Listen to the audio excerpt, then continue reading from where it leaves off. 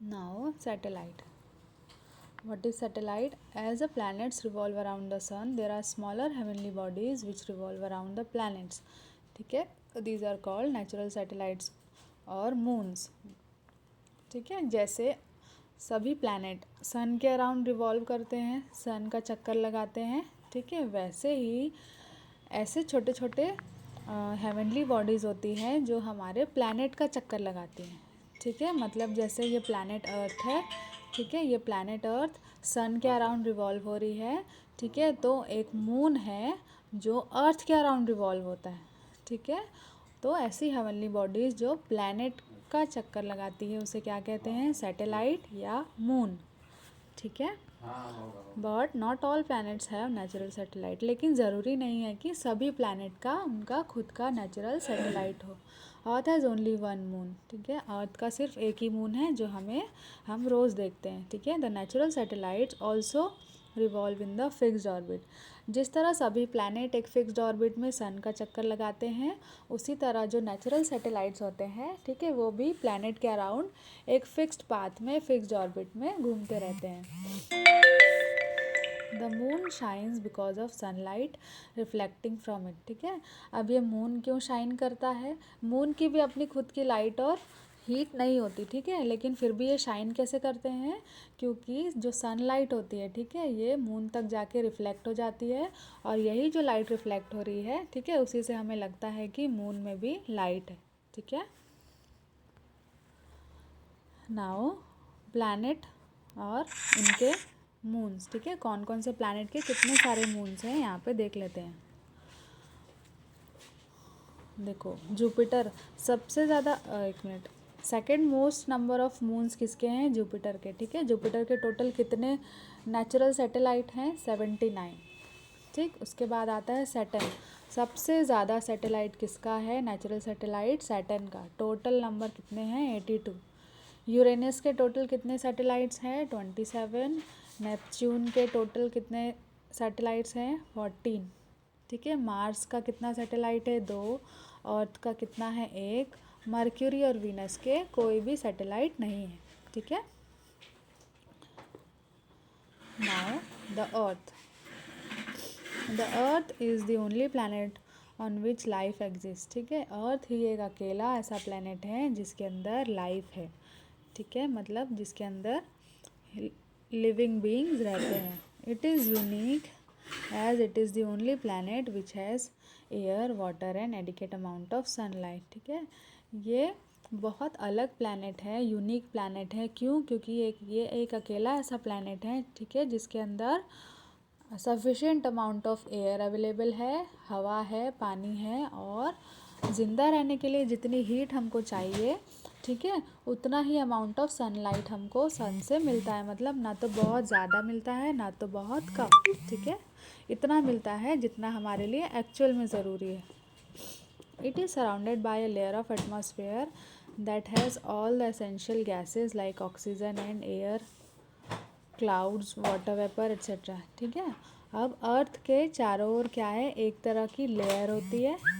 ठीक है, उस लेयर को हम क्या कहते हैं? एटमॉस्फेयर. ठीक है, और ये लेयर में क्या होता है? किससे मिलकर बनी होती है ये लेयर? बहुत सारी अलग अलग गैसेस. ठीक है, एयर से, क्लाउड से और वाटर वेपर से. ठीक है, और मेनली अर्थ के एटमॉस्फेयर में कौन सी गैस होती है? ये आप लोग आगे पढ़ोगे. Nitrogen, oxygen. ठीक है, सबसे ज़्यादा होती है नाइट्रोजन, उसके बाद होती है ऑक्सीजन, और यही ऑक्सीजन गैस हमारे ज़िंदा रहने के लिए ज़रूरी है. ठीक है, हम कौन सी गैस ब्रीद इन करते हैं? Oxygen gas. ठीक है, तो हमारे सर्वाइवल के लिए जो ज़रूरी गैस है, एसेंशियल गैस है, वो कौन सी है? ऑक्सीजन, जो कि सिर्फ़ और सिर्फ अर्थ के एटमॉस्फेयर में मिलती है, और किसी भी प्लैनेट के एटमॉस्फेयर में ये गैस नहीं मिलती. ठीक है, it also regulates the temperature and saves us from the harmful rays of sun. ठीक है, अब जो अर्थ के अराउंड जो एटमॉस्फेयर है, ठीक है, उसका मेन फंक्शन क्या है? कि ये अर्थ का टेम्परेचर रेगुलेट करता रहता है. ठीक है, मतलब टेम्परेचर ना तो बहुत ज़्यादा गर्म होने देता है, ना तो बहुत ज़्यादा ठंडा होने देता है. ठीक है, इतना टेम्परेचर रहता है, मेंटेन करके रखता है एटमॉस्फेयर, जो हमारे लिए सूटेबल हो. ठीक है, जिसमें हम कंफर्टेबली रह पाएँ. और सन से जो हार्मफुल रेज आती हैं, ठीक है, सन से हीट मिलती है, लाइट मिलती है, लेकिन हीट और लाइट के अलावा बहुत सारी ऐसी रेज निकलती है जो हमारे लिए, हमारी बॉडी के लिए, हमारी हेल्थ के लिए हार्मफुल हो सकती है, ठीक है। तो उन हार्मफुल रेज को कौन रोकता है? जो अर्थ के आसपास हमारा एटमॉस्फेयर, ठीक है। नाउ लेयर्स ऑफ अर्थ, ठीक है। अब अर्थ की भी बहुत सारे लेयर्स हैं, इसके बारे में देखते हैं। In the very beginning when the earth was formed it was a huge ball of dust and hot gases, ठीक है। सबसे पहले जब अर्थ बनी होगी, ठीक है, या बनी थी, तो ये क्या था? इसमें कुछ नहीं था, ठीक है, ये बस एक बहुत बड़ी बॉल थी, ठीक है। और वो बॉल किसकी बनी हुई थी? बहुत सारे डस्ट पार्टिकल्स और हॉट गैसेस से बनी हुई थी, ठीक है। As it is kept spinning, its outer surface cooled down and became solid, ठीक है। अब क्योंकि हमने देखा कि अर्थ जो है वो अपने एक्सिस पे भी स्पिन करती है और सन का भी रोटेशन कर रही थी, ठीक है।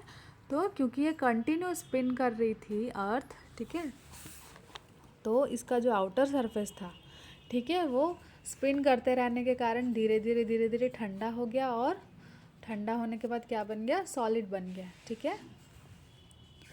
The earth has different layers, ठीक है। और इसी तरह अर्थ की जो सरफेस है उसमें अलग अलग लेयर बन गए।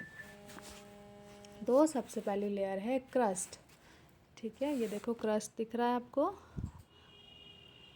जो सबसे आउटर लेयर होती है अर्थ की, इसे ही हम क्या कहते हैं? क्रस्ट, ठीक है। This is a layer on which most of the life exist, ठीक है। और जितनी भी लाइफ है अर्थ में, ठीक है, वो कौन सी लेयर पे एग्जिस्ट करती है? यहीं पे, क्रस्ट में, ठीक है।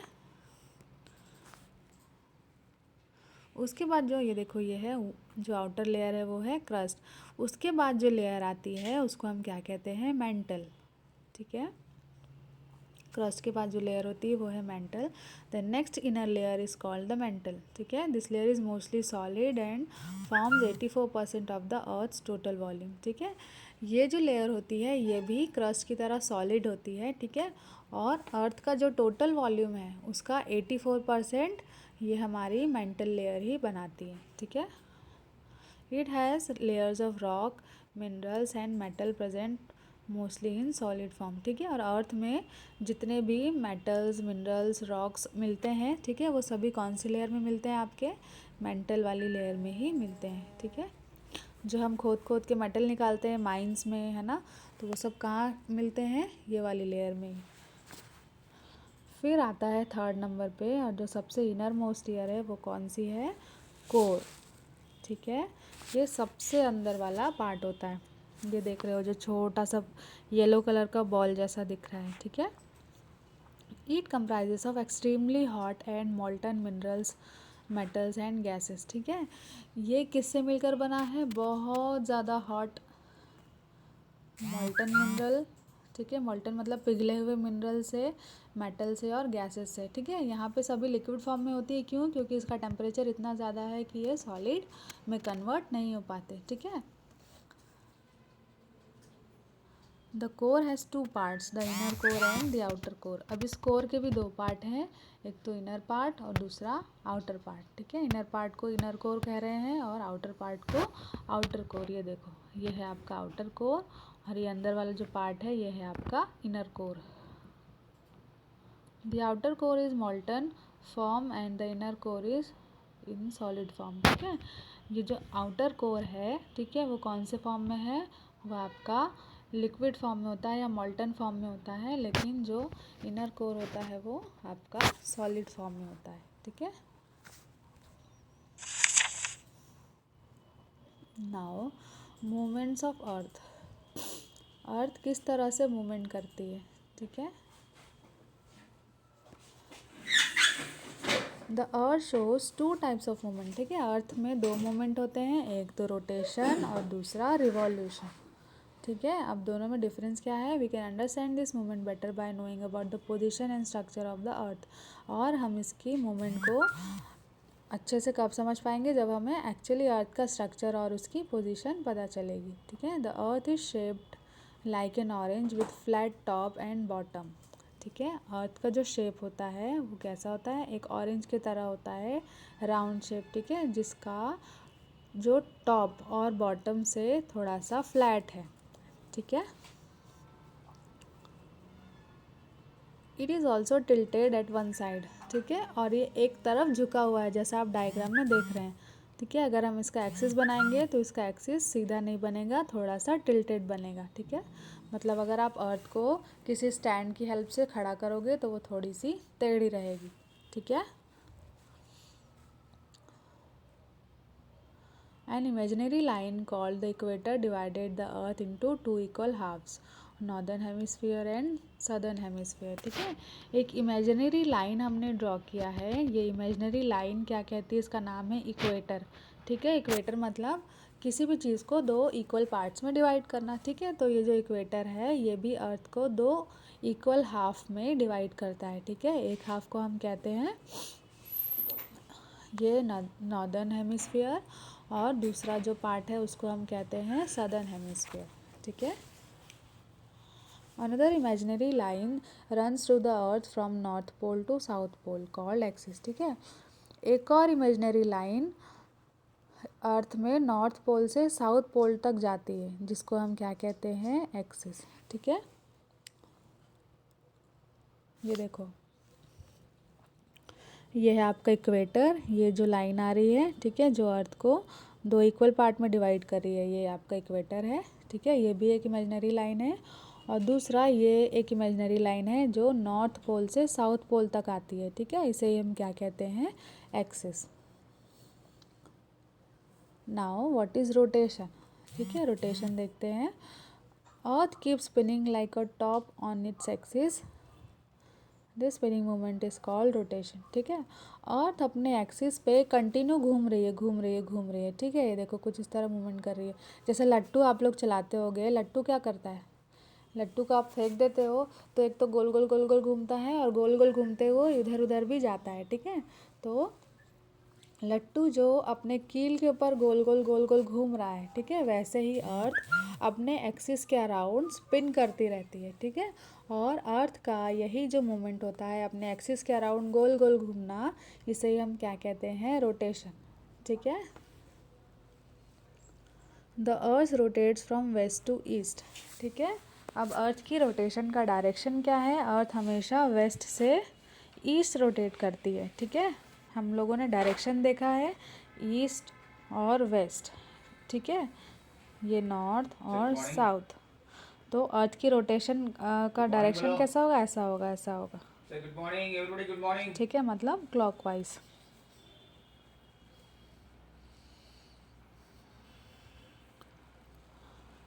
The earth takes 24 hours to complete one rotation, ठीक है। और अर्थ अपने एक्सिस का एक रोटेशन कंप्लीट करने के लिए कितना टाइम लगाती है, 24 आवर्स, ठीक है, 24 घंटे का, जिसको हम वन डे कहते हैं, ठीक है।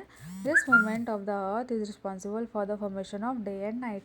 और ये अर्थ का जो ये मूवमेंट है, ठीक है, जिसका क्या नाम है, रोटेशन, ये रोटेशन ही किसके लिए रिस्पॉन्सिबल है, डे और नाइट होने के लिए, ठीक है।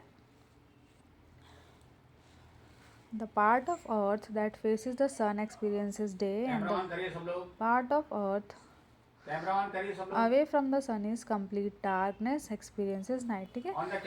तो अर्थ का जो पार्ट सन के सामने रहता है वहाँ दिन होता है, और वो वाला पार्ट जो सन के सामने नहीं रहता वहाँ पे रात होती है, ठीक है। मुंह धो के आओ।